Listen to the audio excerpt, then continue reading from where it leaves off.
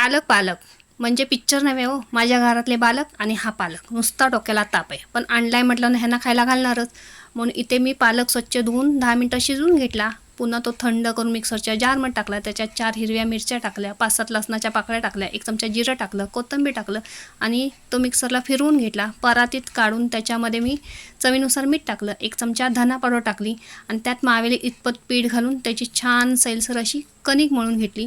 त्या कणकेचे मी छोटे छोटे गोळे घेतले आणि हातावरती थापून घेतले.